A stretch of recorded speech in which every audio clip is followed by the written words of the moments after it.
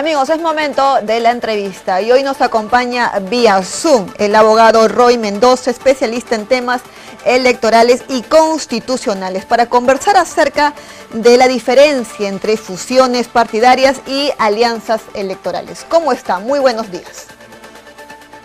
Buenos días, Lisette. Un gusto de acompañarlos hoy en esta entrevista y a disposición de las preguntas que realizo. Bien, para empezar, por favor, la diferencia que nos explique entre una fusión partidaria y una alianza electoral. Ambos son procedimientos que se van a seguir ante el registro de naciones políticas, ¿no? Y en efecto, ambos también presentan algunas diferencias, ¿no? Yo he encontrado, por ejemplo, hasta 4 diferencias.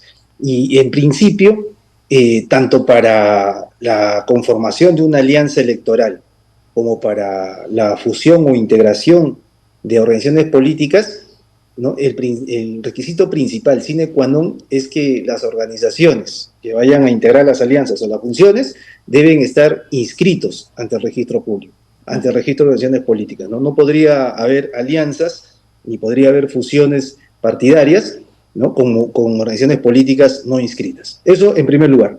Y en segundo lugar, las diferencias que existen entre las alianzas electorales y las fusiones partidarias, como lo dije hace unos instantes, ¿no? He identificado hasta 4. Por ejemplo, la primera es la temporalidad. Las alianzas electorales van a ser temporales, mientras que las fusiones partidarias tienen una vocación de permanencia, ¿no? Es decir, de conservarse en el tiempo. 2. En las alianzas electorales, los partidos o las organizaciones políticas que conforman la alianza mantienen su inscripción ante el registro de organizaciones políticas. En la fusión o integración de las organizaciones políticas, por lo menos una de esas organizaciones que se fusionan o se integran va a perder la inscripción en el registro de organizaciones políticas, ¿no? Por ejemplo, si es en el caso de la fusión, por absorción, es decir, hay un partido, una organización política que va a absorber a otra. Esa segunda, que es absorbida, pierde su inscripción ante el registro de naciones políticas, ¿no? Y si es por integración, entonces todas las organizaciones políticas que se integran pierden sus inscripciones ante el registro de naciones políticas. La tercera diferencia es que para la inscripción de alianzas electorales, la norma establece un determinado plazo, ¿no? Hay un plazo en el cual uno puede inscribir la alianza electoral. Mientras que para la fusión, el plazo no está determinado, se puede solicitar en cualquier momento. Y la cuarta diferencia es que las alianzas son relativas, ¿no? Son relativas. Pueden, las alianzas, las organizaciones políticas mantienen su inscripción y pueden quedar libres una vez concluido el proceso electoral si que no han alcanzado la valla o no han accedido a cargos públicos producto de la alianza. En cambio, en las fusiones, una vez que se da el acuerdo y esto está inscrito en el ROP, esto es irreversible, ¿no? Y como lo dije hace unos instantes, la fusión es por absorción o por integración. En ambos casos, el acuerdo inscrito es irreversible. Claro, la fusión en este caso, como usted bien lo señala, vendría a ser de manera permanente, mientras que las alianzas de manera temporal, ¿no? En este caso, algunos partidos políticos para las elecciones generales seguro están optando por unas alianzas electorales, ¿no? Pero una vez que culmine este proceso electoral, tienen la posibilidad de volver nuevamente a sus partidos políticos. Solamente vendría a ser como un acuerdo para culminar, se podría decir así de una manera, una elección, ¿no? En este caso, la elección más próxima sería las elecciones generales. Por supuesto, las alianzas electorales, ¿no?, se forman para fines específicos, pero a diferencia de la normativa anterior, hoy en día la norma obliga a mantener la alianza si es que se ha accedido a la representación o se ha accedido al gobierno. En esos casos, se dice que la alianza se mantiene hasta que culmine el mandato de las autoridades, elegidas productos de la alianza. Pero igual no pierde su carácter de temporal, ¿no? Claro. Y en este caso, las alianzas electorales para las elecciones generales serían entre partidos políticos. Pero en el caso de las elecciones regionales y municipales, ¿podría ser un partido político y un movimiento regional? A ver, la norma electoral señala que las alianzas electorales pueden hacerse entre partidos políticos, entre movimientos regionales y entre un partido y un movimiento regional. En el primer caso, entre los partidos políticos, será necesario para las elecciones generales, ¿no? Y en el segundo caso, entre los movimientos o entre un partido y un movimiento regional, serán las alianzas para participar únicamente en las elecciones regionales y municipales. Claro, sé que todavía falta tiempo para que se realicen las elecciones regionales y municipales. Sin embargo, tenemos comentarios de partidos que están preocupados en el caso de que se tengan una alianza de un partido con un movimiento regional y en segunda votación es aprobado la eliminación de los movimientos regionales. ¿Cómo quedaría en ese caso? Lo que sucede es que las alianzas son formales, es decir, las alianzas electorales son una forma de organización política y como organización política tiene que estar inscrita en el registro de organizaciones políticas, ¿no? Y para inscribirse tiene que cumplir una serie de requisitos.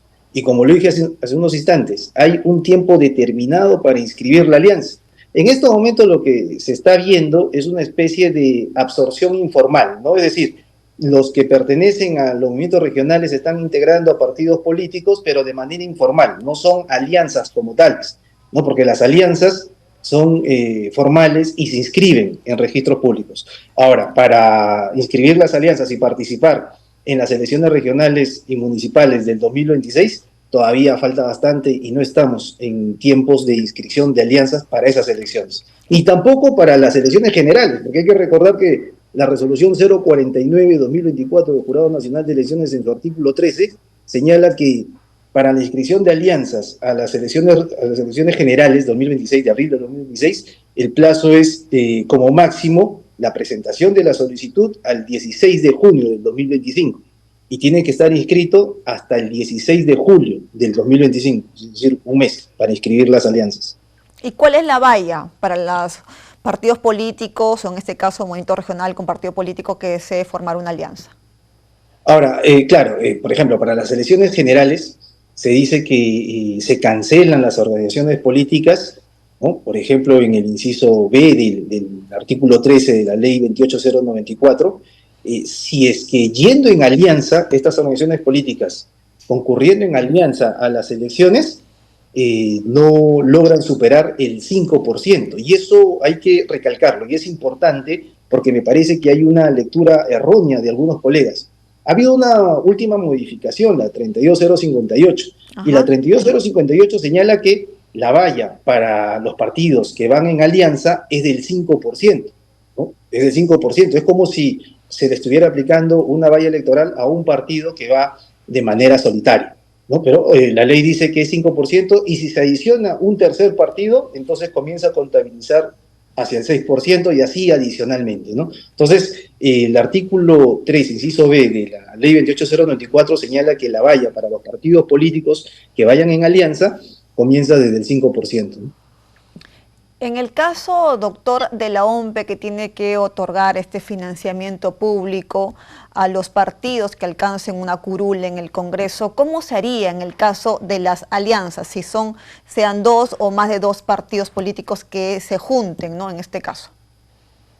Bueno, en ese caso, la OMPE cumple con transferir, ¿no?, de manera proporcional y según establecido en los límites que establece la norma, ¿no?, el financiamiento público directo a la alianza, ¿no? Y la alianza como tal ya va a distribuir según la conformación que tiene y según también la proporcionalidad en la que ellos hayan accedido, ¿no?, según las curules que hayan obtenido.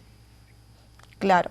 Sabemos también, doctor, que son varios los partidos políticos que hasta la fecha están inscritos. Entonces, ¿usted de repente considera que es un beneficio, ¿no?, que existan más partidos políticos que quieran formar una alianza o de repente fusionarse para estas próximas elecciones del 2026? Yo creo que la conformación de alianzas electorales ya no es una opción, sino es una urgencia. ¿no? Es una urgencia porque nunca en la historia electoral que tenemos hemos enfrentado un proceso electoral con tantas organizaciones políticas, ¿no? Actualmente existen 35 organizaciones políticas, he visto que ya dos partidos políticos ya cuentan con síntesis, entonces en breve vamos a tener 37 y para abril del 2025 posiblemente vayamos a tener 60. Entonces el escenario se presenta caótico, ¿no? Va a haber una atomización del voto, una afectación al principio de representatividad, con lo cual eso se puede aminorar, ¿no? Los efectos negativos se pueden aminorar.